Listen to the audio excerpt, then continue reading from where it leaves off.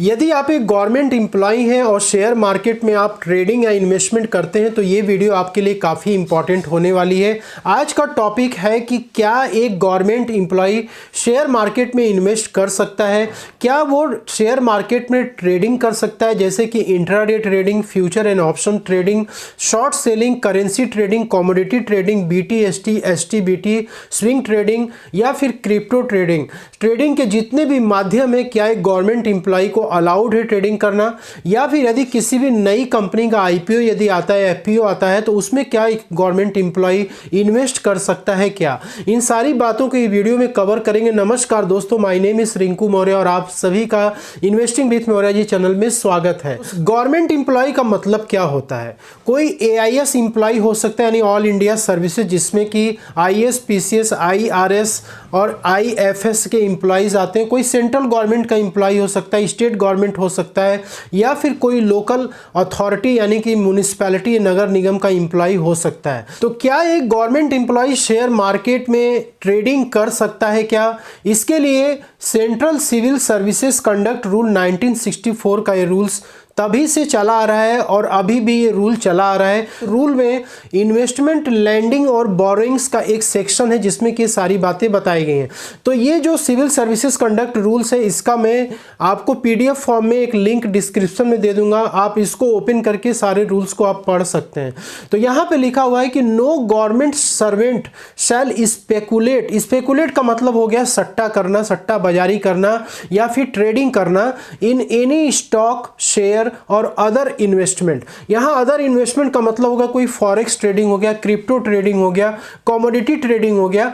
तो यहां पे गवर्नमेंट के एम्प्लॉइज चाहे जो भी हो उनको यहां पे स्ट्रिक्टली जो है मना किया गया है कि आप शेयर मार्केट में किसी भी प्रकार की कोई भी ट्रेडिंग नहीं कर सकते हैं। अब यहां पे जो ट्रेडिंग का मतलब क्या होता है, यहां पे एक्सप्लेनेशन देखिए लिखा हुआ है, फ्रीक्वेंट परचेज और सेल और बोथ ऑफ शेयर, सिक्योरिटीज और other investment shall be deemed to be speculation within the meaning of this sub rule. ठीक है, इसके बाद है कि क्या एक गवर्नमेंट एम्प्लॉय शेयर मार्केट में इन्वेस्ट कर सकता है क्या। तो इसके लिए यहां पे देख सकते हैं कि this sub rule shall apply to occasional investment. Occasional investment का मतलब हो गया कि यदि आप लॉन्ग टर्म के लिए शेयर मार्केट में इन्वेस्टमेंट करना चाहते हैं, म्यूचुअल फंड में आप SIP या लमसम करना चाहते हैं, या कोई बॉन्ड में आप इन्वेस्टमेंट करना चाहते हैं, डिबेंचर हो गया, पब्लिक डिपॉजिट हो गया, कॉमर्शियल पेपर्स हो गया, इस प्रकार के इंस्ट्रूमेंट्स में यदि आप लॉन्ग टर्म के लिए इन्वेस्टमेंट करना चाहते हैं तो आप इसको कर सकते हैं। इसके लिए आपको कोई भी रेस्ट्रिक्शंस यहाँ पे नहीं दी गई है। और लेकिन इसके लिए शर्त यह है कि ये जो इन्वेस्टमेंट है it should be made through brokers और अदर पर्सन ड्यूली ऑथोराइज्ड। मतलब सेबी के द्वारा, security exchange board of India के द्वारा ये प्रॉपर तरीके से रजिस्टर्ड होने चाहिए। इंडिया में जो रजिस्टर्ड ब्रोकर्स हैं जैसे एंजल वन हो गया, आप स्टॉक हो गया, जीरोधा हो गया, पेटीएम मनी हो गया, ठीक है, ग्रो ऐप हो गया, ये सब एक रजिस्टर्ड स्टॉक ब्रोकर्स हैं। तो इन्वेस्टमेंट के लिए कोई भी यहाँ पे रेस्ट्रिक्शंस नहीं लगाया गया है, सिर्फ और सिर्फ ट्रेडिंग के लिए लगाया गया। यदि गवर्नमेंट क्यों यहाँ पे मना कर रही है आपको शेयर मार्केट में ट्रेडिंग करने से, गवर्नमेंट का ये कहना है कि यदि आप जब मार्केट ओपन होता है 9 बजे, 9:15 बजे के आसपास, 3 बजे तक, यदि आपका पैसा शेयर मार्केट में लगा है, आप शॉर्ट टर्म ट्रेडिंग के लिए यहाँ पे आए हो, तो आप जो है ऑफिस के दौरान जो है यदि आप मार्केट को देखते रहोगे तो आप सही ढंग से अपनी ड्यूटी नहीं कर पाओगे और आपका माइंड डाइवर्ट हो जाएगा, क्योंकि आपका पैसा वहाँ पे लगा हुआ तो आपका दिमाग भी वहाँ पे बार बार जाता रहेगा। तो इसके वजह से गवर्नमेंट क्या कर रही है कि वो काम जो है जो आपको सौंपा गया उसका डिस्टर्बेंस ना हो, इसलिए गवर्नमेंट यहाँ पे इसको रेस्ट्रिक्शन लगाई गई है। तो ये जो सिविल सर्विसेज कंडक्ट रूल्स 1964 है, ये ना केवल गवर्नमेंट एम्प्लॉइज को मना कर रहा है ट्रेडिंग के लिए, बल्कि यहाँ पर फैमिली मेंबर हो गया या फिर कोई अदर पर्सन हो गया, वो जो कि गवर्नमेंट एम्प्लॉय के बिहाफ पे क्या कर रहा है, मार्केट में ट्रेडिंग कर रहा है। जैसे मान लीजिए कि आपका कोई डीमेट अकाउंट है और आपके फैमिली मेंबर में आपकी वाइफ हो गई, आपके बच्चे हो गया, कोई भी हो सकता है, वो क्या कर रहा है, आपका डीमेट अकाउंट यूज करके या आपने अपने डीमेट अकाउंट की अथॉरिटी किसी दूसरे पर्सन पर्सन को आपने दे रखी है जो कि आपके बिहाफ पे शेयर मार्केट में ट्रेडिंग कर रहा है, ठीक है। तो यहाँ पे भी आप देख सकते हैं कि क्लॉज 442(1) में बताया गया है कि no government servant shall make or permit any member of his family or any other person acting on his behalf to make any investment which is likely to embarrass or influence him in discharge of his official duties. तो यहाँ पे strictly देखिए बोला गया है कि ना तो कोई गवर्नमेंट एम्प्लॉय खुद जो है किसी दूसरे का डीमेट अकाउंट लेकर के खुद वो ट्रेडिंग कर सकता है, ना ही वो अपना ट्रेडिंग अकाउंट या डीमेट अकाउंट किसी दूसरे बंदे को दे के, चाहे वो फैमिली मेंबर हो चाहे कोई अदर पर्सन हो, जो कि उसके लिए ट्रेडिंग कर सकता है। क्योंकि ये क्या करेगा, इसके पीछे लॉजिक ये है गवर्नमेंट को मना करने का कि यदि आप अपना डीमेट अकाउंट किसी दूसरे पर्सन को देंगे तो उसमें पैसा आप ही का लगेगा, और जब आपका पैसा वहाँ लगेगा, आपका कोई फैमिली मेंबर ट्रेडिंग करेगा या कोई एजेंट ट्रेडिंग करेगा, तो उस केस में आपका दिमाग वहां पे जाएगा ही जाएगा, क्योंकि उसमें कोई भी लॉस यदि होगी तो आप उसके लिए रिस्पॉन्सिबल होंगे।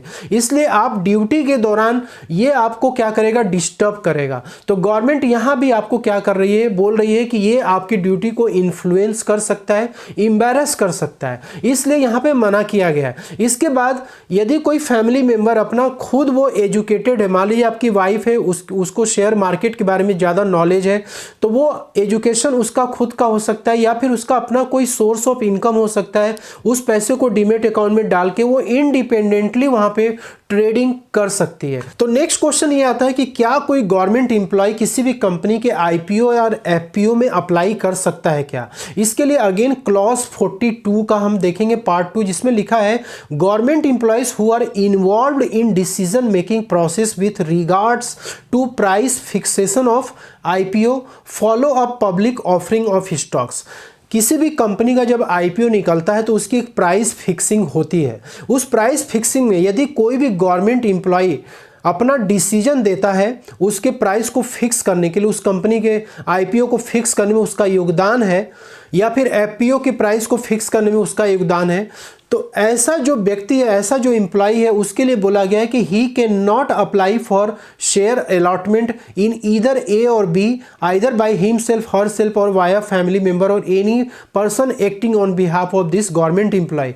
मतलब यहाँ पे ये हो गया कि ये गवर्नमेंट एम्प्लॉय ना तो इस कंपनी के आईपीओ एफपीओ में अप्लाई कर सकता है, ना ही वो कोई भी उसका फैमिली मेंबर जो है उसके बिहाफ पे जो है अप्लाई कर सकता है, ना ही कोई दूसरा व्यक्ति उसके बिहाफ पे जो कि वर्क कर रहा है वो अप्लाई कर सकता है। तो यहाँ पे तीनों लोगों को आईपीओ एफपीओ में मना किया गया है। तो यहाँ पे एक चीज़ और ध्यान देने वाली बात है कि यदि गवर्नमेंट एम्प्लॉय किसी भी कंपनी के आईपीओ या एफपीओ के प्राइस फिक्सेशन में अपना कोई भी इन्वॉल्वमेंट नहीं दिखाता है, तो ये गवर्नमेंट एम्प्लॉय फ्री है उस कंपनी के आईपीओ या फिर एफपीओ में अपना पैसा लगाने के लिए, या फिर उसके फैमिली का कोई भी मेंबर जो है आईपीओ में पैसा लगा सकता है, कोई दूसरा पर्सन जो कि इस गवर्नमेंट एम्प्लॉय के बिहाफ पे काम कर रहा है वो लगा सकता है। बहुत सारी वीडियोस में ये बताया गया है कि आईपीओ और एफपीओ के लिए गवर्नमेंट एम्प्लॉय को टोटली यहाँ पे बैन किया गया है, मतलब कि वो ना तो इसमें कोई भी ट्रेडिंग कर सकता है ना इसमें इन्वेस्टमेंट कर सकता है। तो ऐसा बिल्कुल भी नहीं है। आप यहाँ पे देख सकते हैं कि यदि रूल 42 को सिंप्लीफाई किया जाए तो government employ should not invest in IPO or follow up price where he or she may be involve in the price determination process.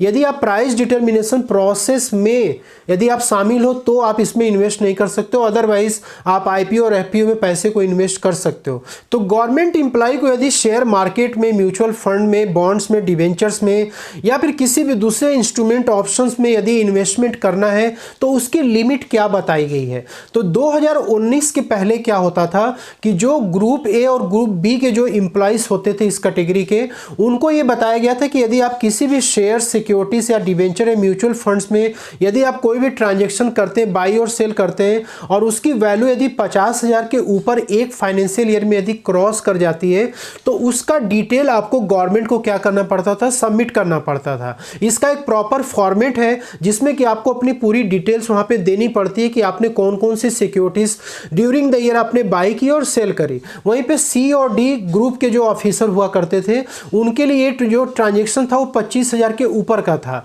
लेकिन बाद में क्या हुआ, इस रूल को क्या किया गवर्नमेंट ने थोड़ा सा इसमें चेंज कर दिया। तो यहाँ पे जो लिमिट था इन्वेस्टमेंट का इसको थोड़ा सा रिवाइज कर दिया गया 2019 के बाद से। तो इसमें एक यदि किसी भी एम्प्लॉय का यदि जो बेसिक पे है उसका 6 महीने का बेसिक पे लिमिट के तौर पे लगा दिया गया। जैसे मान लीजिए कि किसी एम्प्लॉय का 30,000 रुपये पर मंथ का बेसिक पे है तो 6 महीना यानी कि 1,80,000 रुपये लिमिट लग गई। अब इस 1,80,000 के ऊपर आपका कोई भी इन्वेस्टमेंट यदि होगा तो आपको इसको गवर्नमेंट को क्या करना पड़ेगा, रिपोर्ट करना पड़ेगा। अब कुछ फ्रिक्वेंटली आस्क्ड क्वेश्चन इससे रिलेटेड हम देख लेते हैं यहाँ पर कि यदि पहले से कोई गवर्नमेंट एम्प्लॉय ट्रेडिंग करता चला आ रहा है तो फिर उसके लिए क्या होगा, ऐसे लोगों का सवाल होता है। तो यदि आप पहले से ट्रेडिंग कर रहे हो भाई तो आप क्या करो, अपनी ITR जरूर से फाइल करो, उसकी ऑडिटिंग आपको करानी पड़ेगी। प्रॉफिट एंड लॉस स्टेटमेंट और बैलेंस शीट आपको इनकम टैक्स पोर्टल पे अपलोड कराना पड़ेगा जो कि आपका CA करेगा, ठीक है। इसके बाद आपको ये ITR फाइल करने के बाद देन आपको ये ट्रेडिंग स्टॉप कर देनी है। आप इन्वेस्टमेंट अपना कंटिन्यू रखना म्यूचुअल फंड और क्या बोलते हैं बॉन्ड्स में, डिबेंचर्स में, ये सब में आप कर सकते हो, लेकिन शेयर मार्केट में आप ट्रेडिंग को टोटली रोक देना। इसके बाद यदि कोई गवर्नमेंट एम्प्लॉइज भाई रिटायर हो चुका है तो उसके लिए क्या है, ठीक है। अब ऐसे लोग भी क्वेश्चन पूछते हैं कि भाई हम लोग क्या शेयर मार्केट में ट्रेडिंग कर सकते हैं क्या, तो उनके लिए कोई भी रेस्ट्रिक्शन नहीं है। तो कोई भी रिटायरमेंट गवर्नमेंट एम्प्लॉय वो ट्रेडिंग फ्यूचर एंड ऑप्शंस कर सकता है, ट्रेडिंग इंट्राडे कर सकता है, ये ST BT BTST, ठीक है। तो ये चीजें आप कर सकते हैं। आज के वीडियो में बस इतना ही है दोस्तों, और आप सबसे रिक्वेस्ट है कि यदि आपको ये वीडियो अच्छी लगी है तो आपके सर्किल में जितने भी गवर्नमेंट एम्प्लॉय हैं उन तक आप इस वीडियो को पहुंचाएं, और उसके बाद ताकि उनको भी ये जानकारी हो सके। क्योंकि यदि फ्यूचर में कभी भी आप इस तरीके से कंटिन्यू ट्रेडिंग करते रहे, यदि मान लो गवर्नमेंट को पता चल गया तो उसके बाद क्या होगा भगवान ही उसके बारे में जानते हैं। तो दोस्तों इसलिए ये है कि इस रूल को फॉलो करना है और कोशिश करना है अपना इन्वेस्टमेंट लॉन्ग टर्म के लिए आप करो। लॉन्ग टर्म के लिए कोई टाइमिंग नहीं बताई गई है, लेकिन फिर भी 6 महीना के ऊपर का यदि आपका व्यू है, इंटेंशन है स्टॉक मार्केट में स्टॉक को खरीदने का उसके बाद बेचने का, तो आप जरूर से कर सकते हो। तो लॉन्ग टर्म इन्वेस्टमेंट मना नहीं किया गया है शेयर मार्केट में, सिर्फ और सिर्फ ट्रेडिंग मना की गई है। तो दोस्तों मिलते हैं अगले नेक्स्ट वीडियो में, तब तक के लिए जय हिंद जय Bharat. Thank you so much for watching this video.